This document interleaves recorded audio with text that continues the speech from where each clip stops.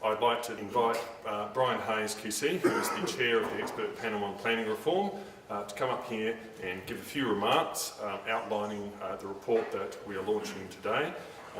As you know, Brian is chair of the panel and is a very well-known and highly respected planning lawyer in South Australia, and chaired the 2020 review, which produced the legislation which we now live with, the Development Act 1993. So with those remarks, I welcome Brian to the microphone.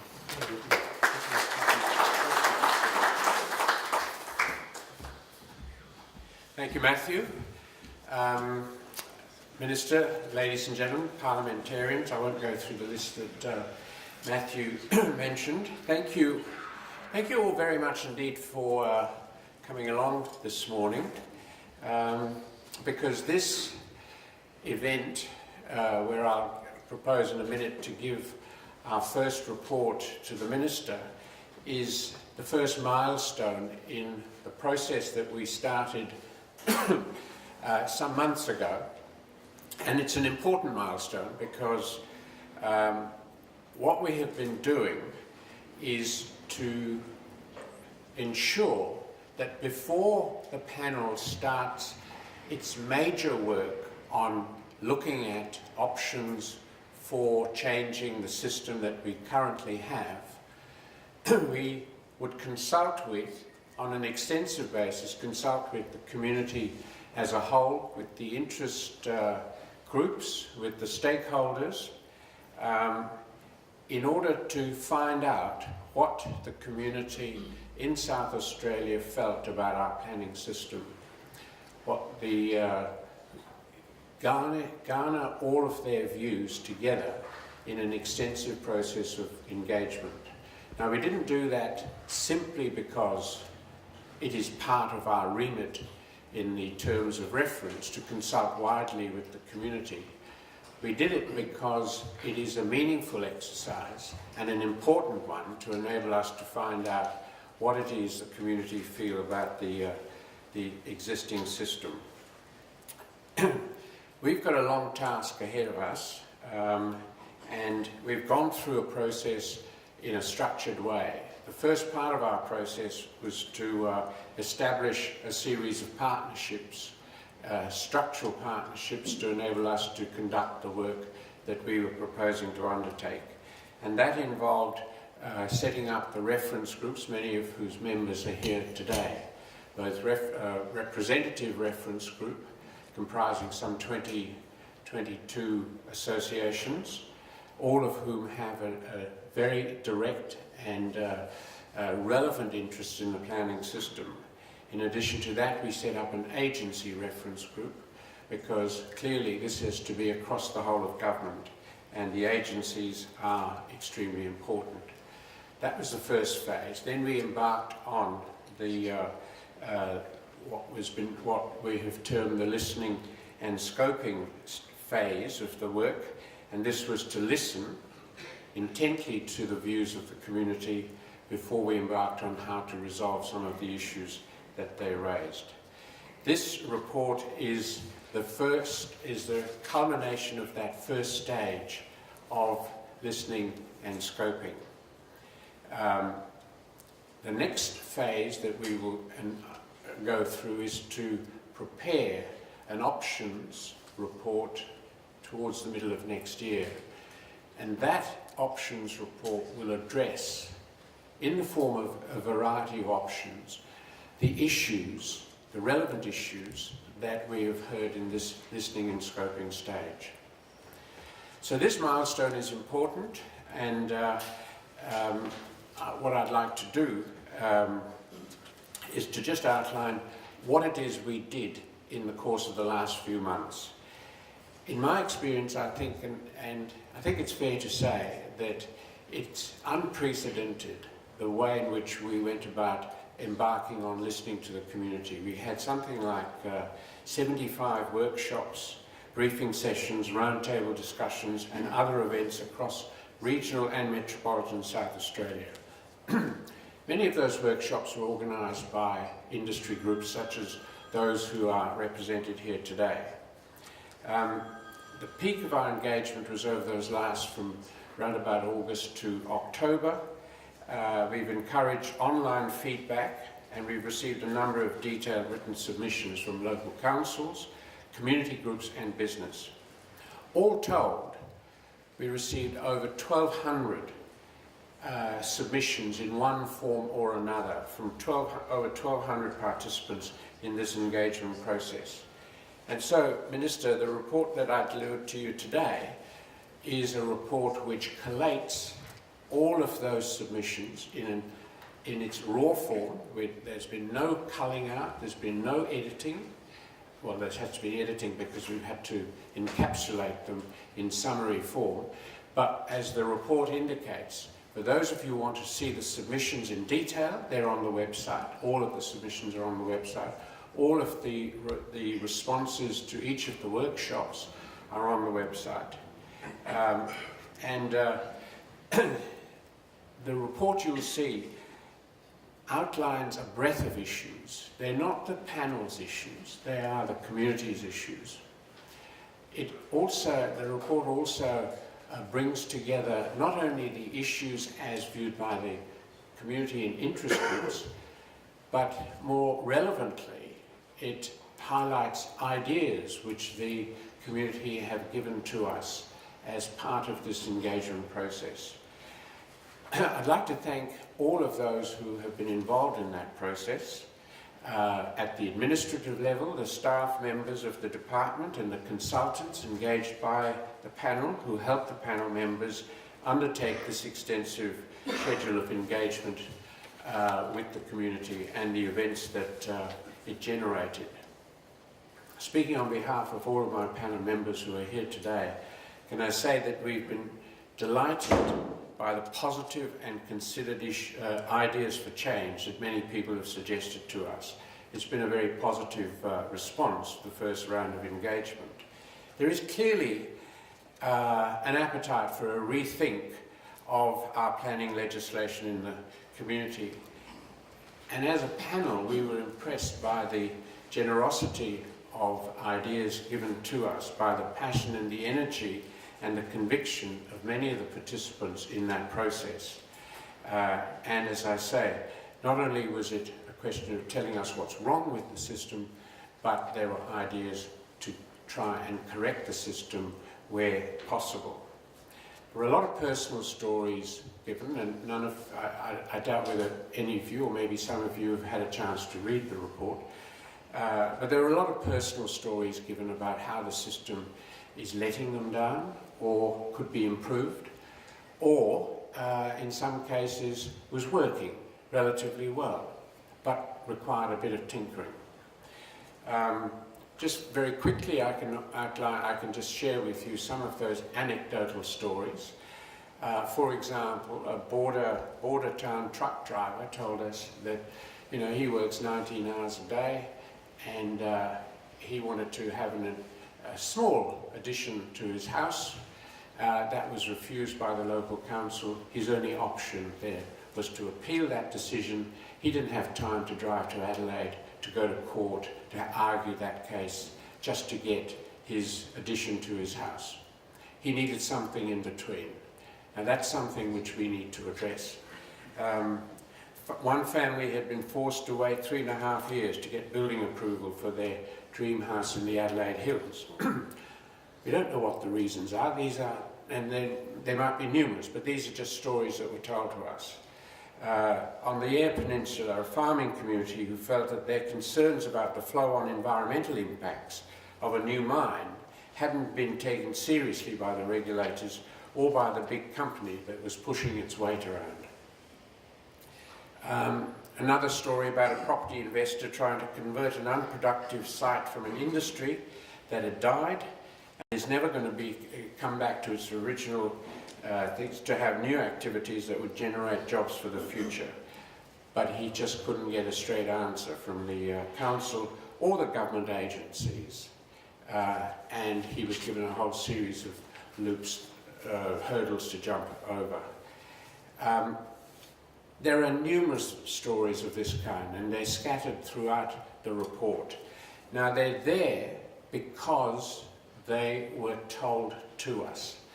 They're there because the community felt that this is where the system was either not working or was not working as well as it should be. And that's been important from our point of view as a panel, because it provides us with an insight into how we should go about our next phase of this review. The question is often asked right at the beginning as to whether we're just tinkering with the existing system or whether we're going to do something a bit more substantive than that. The answer to that will now become a lot clearer, because we've now had the opportunity to engage with the community over this extensive period of time, and we can now look at it in context. We can see whether the system now needs dramatic change or a marginal change, or whether we should be looking at beyond the square and seeing whether there's some major changes that we should look at. But we do have a blank slate, so to speak, if we want to do that, if we want to take advantage of that. But we're in a better position now to understand that than we would have been had we not engaged in this process. There are a number of issues which we heard. I'll just run through very quickly with you the range of issues, and because as a result of those, what we've now done is to encapsulate them into headings such as the roles, responsibilities and participation. A number of people in the community were concerned that there was not an adequate level of active participation at different stages of the planning process, and how could that be improved. A number of people in the community in that area of participation felt they were consulted too late in the process, and so something needed to be done to improve that. Setting directions and coordinating outcomes. This was an important aspect which the engagement process highlighted. How should statewide planning strategies, for example, be prepared and by whom? And how do they link into the regional and local strategies? And how should infrastructure be planned, delivered and funded to link up with the whole of state strategies? These were really important issues which have been raised, and there are some very interesting ideas which have come forth in answer to those questions. Planning rules, the tools and the frameworks within which we work. What's the best way of setting those rules? How can planning rules be made clearer? We've constantly been asked to do that, make the system clear. This is a challenge which we're going to face, because the system for planning is of necessity, it is a complex system, and yet the community is saying, well, we want a very clear, simple system, one that works. So we'll have to see how we deal with that. How can development assessment be made more timely? Who should be the decision makers? There's been a lot in the press about development assessment panels, whether they should comprise of experts or local council, local elected members, or a combination of both. There are mixed views, you'll see from the report, about that issue. And they're all valid views, but what we have to do now is to analyse all of those views and look for the evidence that supports or rebuts them, and then come up with some answers. So, one of the things I just want to make clear before I end and give a hand over to the report to the Minister is this.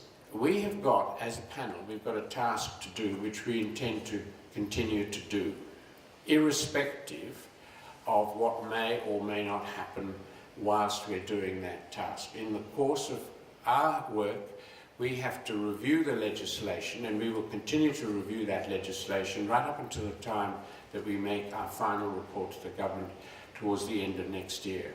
Whatever the legislation is at the time will be the subject of our review, and it will be the subject of scrutiny and of detailed research and of detailed assessment, with recommendations to come up with a state-of-the-art planning system which will see us into at least the next 20 to 25 years. One thing that the panel will not be doing is taking sides or choosing sides. What we will be choosing is ideas, and we'll be choosing the best ideas. We will not be getting involved in trying to placate one section of the community as against another. Those are issues which will be debated from the panel's point of view as a result of detailed research which we propose now to undertake. Because this next phase is the most important phase of the panel's work. We will now go away and do a detailed analysis of what we have heard, because these, as I say, are not the views of the panel, these are the views of the community. But they are very important views which we have to now consider, and consider in a reasoned and measured way, and do some research to see whether or not there is evidence to support some or other of those views. And if there is, what do we do about it? So this next phase, where we're going to consult even more directly with groups such as yourselves, but it'll be in a much more structured way because we know what we're consulting about. And we will have the benefit of working again with the reference group, who have been divided up into smaller working groups, and we propose to provide that reference group and the working groups with the same information that the panel is receiving at a professional level to analyse the issues that have been raised with us. When we do that, I hope that we'll be able to come up with a set of options which are research-based, evidence-based, and will be the subject of some more detailed consultation and debate in the community to see how they stand up. And that, I hope, will be towards the middle of next year. And that will then lead us into the final stage of our report, where we will make our recommendations on a system for the future by presenting that to the government of the day at the end of next year. I'd like to thank, as I say, with great sincerity on behalf of the panel, all of those members of the reference group and others who have participated in this process. It's been an important process. I invite you to continue to engage with us, read the report, see if there's anything that we've left out. If there is, please let us know. If you have comments to make on it, please let us know. But what we will be doing is engaging with you much more directly on the issues and the ideas that have come out of this report. Put yourselves in the shoes of another person and imagine what their experience in the planning system has been, because that's what this report does. That's the challenge that lies ahead for all of us, and I invite you to engage with us in realising that challenge, or helping us, because it's not an easy task that we have to try and resolve some of these issues that we've seen raised in the community. Thank you very much. And now, Minister, can I formally, if I might, hand you a copy of this very glossy report. I have to apologise because I found the yellow was a little light, and my eyesight, I found that difficult to read. Thank you, Minister. Thank you.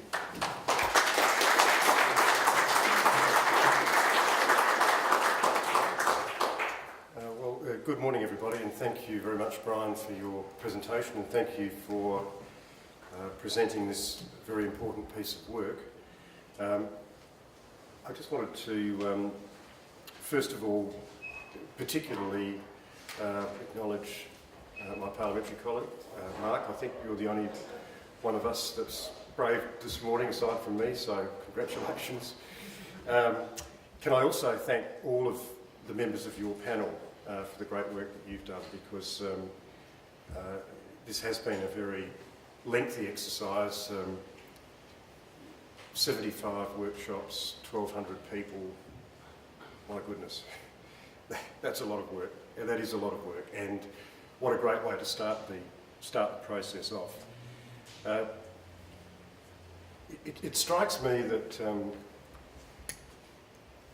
when the idea of putting this process together came to me, was relatively shortly after I became Planning Minister, it became evident to me that there were areas of significant contention in the community. Those areas of contention revolved around a number of different issues, and sometimes it was difficult to actually tease out what they were. I've discovered as Planning Minister that you can certainly displease some of the people all the time. I'm not sure it's possible to please all of the people any of the time. And I'm content, I guess, unfortunately, with displeasing many of them most of the time. But the fact is that there are complaints out there. Some of them are valid, undoubtedly. Some of them are just by people who have an axe to grind or who are zealots of some description. Those people have to be sorted from the others and given due relevance once you've sorted them from the others.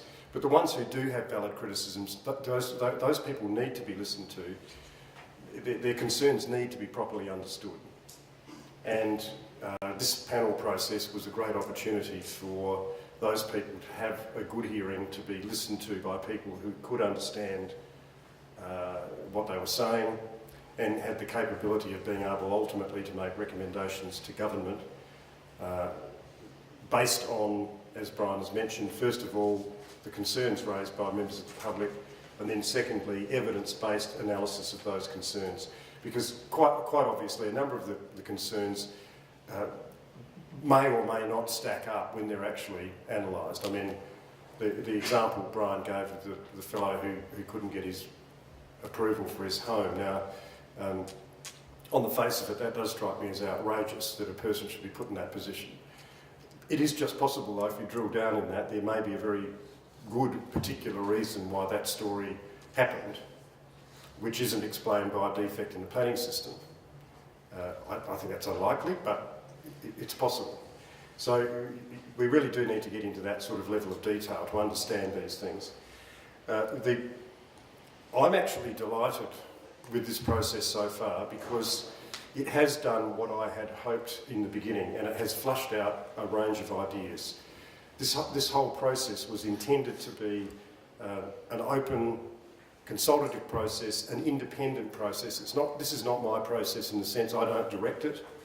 I don't tell the panel what to think, and I certainly was not involved in the work that this report is the culmination of. And if you read the report, you'll see that it's unlikely that any minister, including me, wrote the report. So that to me is evidence that it is working well. It is doing what I had hoped it would do, which is to be an independent and hopefully respected analysis of the planning system. Now, I'm very interested in seeing how this now moves through to the next phase, the very important phase Brian mentioned, of where we go from this group of collected observations, if I can put it that way, and we try and then sift through those, work out which ones are valid, which ones have structural underpinnings, and ultimately recommendations come out of that. The important thing from my point of view, and I think Brian said this on more than one occasion, is that this exercise is not about the policy of the day, of the government of the day. Because the government of the day, from time to time, hopefully not shortly, but from time to time does change. And any framework should be capable of delivering what the government of the day wishes to deliver. So this is an exercise about the framework. In other words, whatever policy direction you feed in one end, will the framework deliver that outcome in a way the community can understand and the way the community can engage with? That's the question. And I don't think anybody would suggest that there isn't room for improvement in our present system.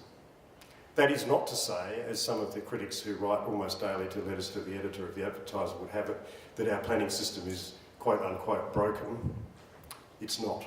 It's actually pretty good. But that doesn't mean we can't make it better. So, again, can I thank all of you for the work that you've done on the panel. I hope this genuinely stimulates some informed conversation in the community. I certainly believe this is a great demonstration of the validity of your method up until now and the open way in which you have all collectively gone about doing your job. And I personally wish to thank you all for that work and encourage you in the next phase to be as open-minded and creative as you have been in terms of garnering all of this material together. So thank you very much to members of the panel. All of the people who are here today obviously have an interest in this matter. I would encourage all of you to continue to be engaged with the panel and continue to be engaged with this process. The long timeline of this process, which straddles two parliaments, was intended to underscore the fact that this is not a party political exercise. This is an exercise which is about getting it right. It's about getting it right. And I have every confidence the panel will come up with some excellent ideas. After 20 odd years of the present arrangements, and given what pressures are on us now about our new evolving, I hope, metropolitan form, I can't think of a better time than now for this process to be being undertaken. So thank you all very much.